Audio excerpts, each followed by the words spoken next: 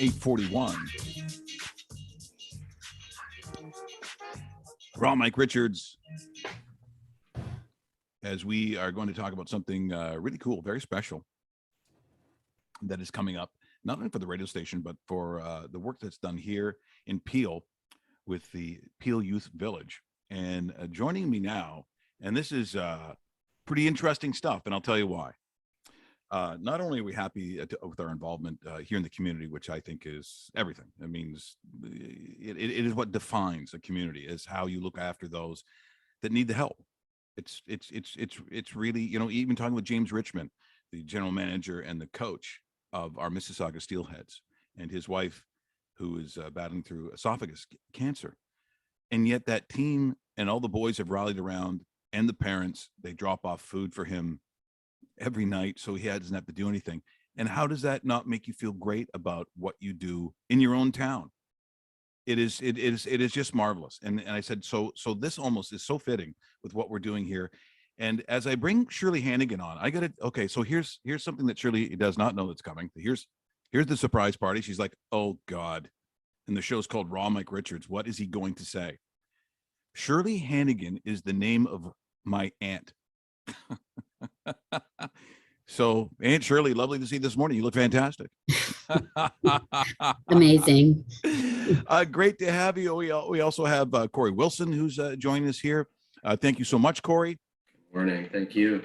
And Greg Trojan, that's one of the best names, just so you know, I've ever seen in my life. I am stealing that name. And so when you get phone calls saying, geez, I met this guy at a restaurant, a little full of himself. Is that you? Are you Greg Trojan? Yeah, I think that's Mike Richards. He's not a good person, but thrilled to have you here. And Greg, yourself representing Swiss Chalet. And where are you calling from this morning? Where are you this morning? I'm actually calling from Calgary this morning. Oh, come on. I see the jersey in the background there, so I'm a little happy. My adopted hometown that I miss on a daily basis. And I just pretend sometimes, Greg, the game's never happened. That game did not happen. I'm not seeing this series. I believe it's canceled in my head. I do not want to see it go that way. But thanks so much for joining us here this morning. And just talk about your involvement with the folks we have here this morning when we start talking about what we want to do. And SHIP, I can use that. But basically for those who want, like when you see that, it's the services and housing in the province, the Peel Youth Village is what we have here. But why the involvement and how did it come with Swiss Chalet? It's definitely a local cause for us. We're really trying to get our stores involved in supporting our local communities and create those important connections, right? We're only as good as the community around us. And we ultimately have to give back to the community for supporting us as well. And, we were able to connect with Shirley and Corey and really hit it off, just to say the least. We found that we are a great fit for each other. We've already have an established program with Peel Youth Village where we do donate whatever food that we don't end up using at the end of the day. And then we wanted to see like what else we can do, right? And so when we were looking at running this event at here Ontario, that's where we wanted to tie in like, hey, we can start to give back a little more here. So it's just a great opportunity for us to do that. So Corey, if we're looking at the needs and what you do at Peel Youth Village, what are we talking about when you see those? Like, if there are monies that come in, if there's services that people maybe are unfamiliar that you provide, what are we talking about when we talk about Peel Youth Village? What is it? Yeah, well, Peel Youth Village, it's a Region of Peel program, which SHIP has been contracted to operate since its inception in 2012. Our program basically is a semi-independent transitional facility providing services to youth ages 16 to 24 who are without permanent housing, and we can accommodate up to 48 clients for up to 1 year of services. I mean, our program itself, we provide a flexible approach building on individual strengths and resiliency. And we operate from a housing first principle and a harm reduction philosophy, which centers on basic life skills programming to assist our residents. And we also recognize that physical and recreational based activities are proven to reduce stress and increase overall physical and mental wellness. Therefore, we operate a thriving and fully functional rec and community center, which is accessible not only just to residents, but the surrounding ACOR community too. So this is not permanent. This is transient. So they're not staying for long periods of time? What are we talking about here? Well, no, they would be staying with us up to 1 year, and we're providing basic and extensive types of supports to prepare them for independent living after their 1 year. Not only that, too, we understand that with individuals that need these kind of supports, oftentimes 1 year is not enough. So we also offer a full year of aftercare services once they're in the community to still provide them that holistic wraparound support as they move towards independent living. Now, Shirley, you've been with SHIP for I think the better part of 15 years. And it's interesting when we were talking about hospitals earlier this morning, when I had to have my bout and that ended up being successful. But I look at the people who make a difference in lives, and it's very personal for them. It's you know, this sort of that intrinsic value that you get from just helping people. So when I meet people like yourself, I know that there is an emphasis of heart in what you do. And I'm just curious, people come to it by different ways. Sometimes it's because they went through a tough time, they get older, they want to give back. Some people have a great life, and so they feel, because I've been so privileged, I want to give back. How do you come to work with SHIP? Why are you there?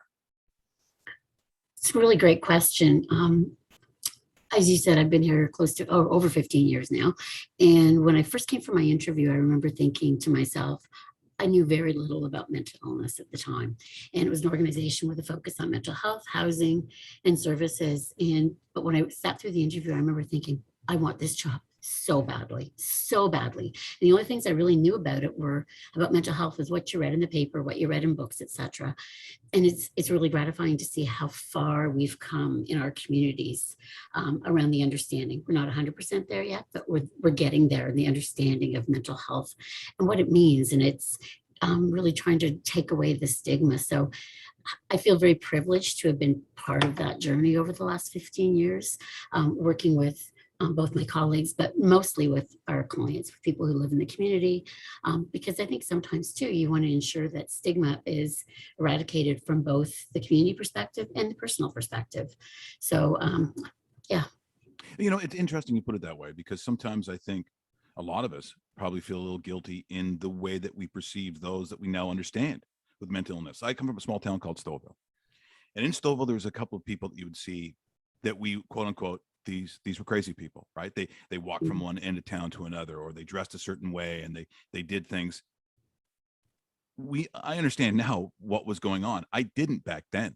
Yeah. You weren't being addressed back then. If they lived on the street, they lived on the street. Why? Because they're crazy people. And we just come to understand so much more, or should, that these people need specific needs and helps. And so that's why, I'll be honest, sometimes I look at the reflection of what a corporation does to whether they really do care or not, because some things are a little bit easier and some things are tougher. I think mental illness is the biggest fight that we have right now. And so when, you know, in talking with you, Greg, that Swiss Chalet has decided that you know, they want to help out. And, you know, I don't know a town that doesn't have Swiss Chalet. I don't know anyone who doesn't crave Swiss Chalet. So the fact that you can bring those things together, to me, is a marvelous reflection of obviously where the hearts and minds of Swiss Chalet at. So just maybe this event that like here in Ontario in Eglinton on the 28th, and it's called a 2.0 restaurant. So what is that? Yeah, I'm glad you asked. So, you know, we're very excited about the event on the 28th. The restaurant is a 2.0 restaurant, and that just basically means that the restaurant's equipped with the latest technologies, has a modern new look that guests are absolutely going to love. And it's one of those things that you just have to come and experience for yourself. Like, I remember going in to the kitchen and seeing it all when it was reopening, and we had like self-cleaning ovens and like the newest up-to-date fryers. It was really a different experience, especially from when I worked in the restaurant way back when. And yeah, so we just really want to invite guests back into the dining room, especially, you know, after a COVID environment. Our servers are very excited to see everyone come back in and really just, you know, be a place for our friends and family to come and experience this new great restaurant. See, I think it would be tough to work at a Swiss Chalet, because I know very often, you know, I'm an Irish person and I'm weak. So when I see stuff that I like, I mean, I used to go to those McHappy days until they realized I was stealing all the bacon and just eating it. And they're like, "Excuse me, sir," you know. I was like, "What's wrong? You're not supposed to be eating the bacon." Okay, that's not the happy part of Big Happy Day. Okay. Yeah. And so when we look at the offering a quarter chicken dinner with fries for only $8.85, and when we look at what the monies and what the event is now, our good friend Norm Murray is going to be there, as we've got a live remote on the 28th. And Corey, how is that going to benefit the Peel Youth Village program? What exactly is the benefit of this night?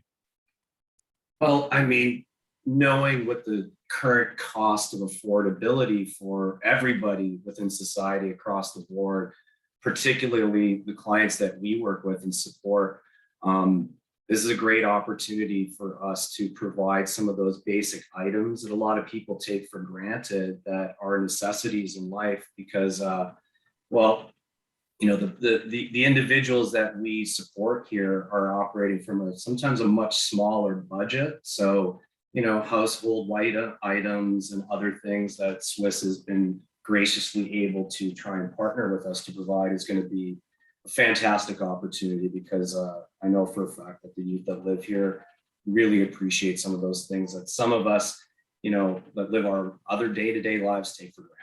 Like, what would it be? Like, what's people are listening, and we'll see this later on today. What kind of items do we just overlook that would be vital in this situation?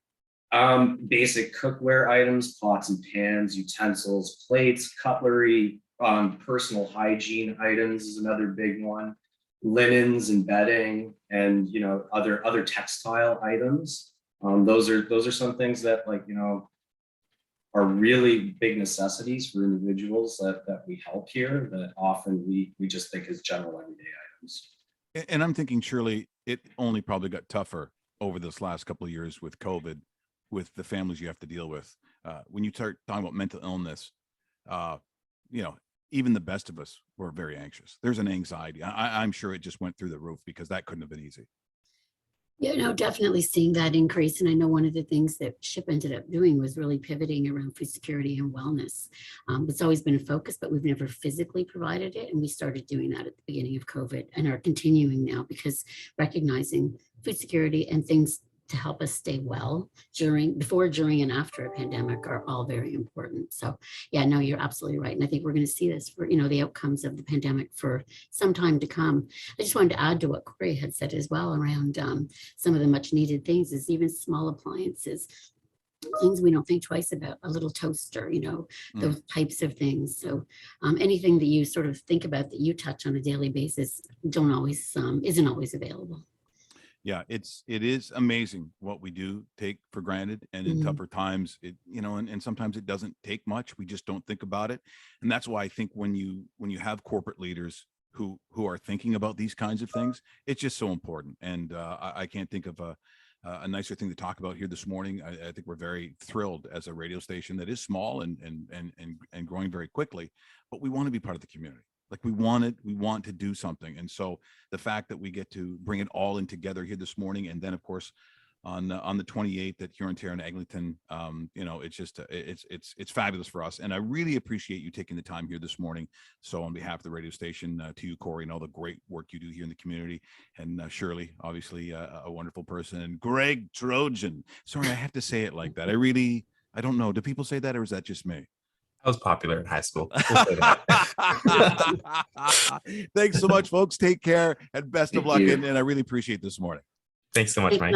Thanks. Take care. Bye-bye. That was wonderful here today. Both Greg, Corey, and Shirley talking about the great event they're having here in Ontario and Eglinton. And once again, the recipients, courtesy of SHIP and, of course, the Peel Youth Village program. So that host I mentioned, Norm Murray from the Norm. He'll have conversation next and prizes.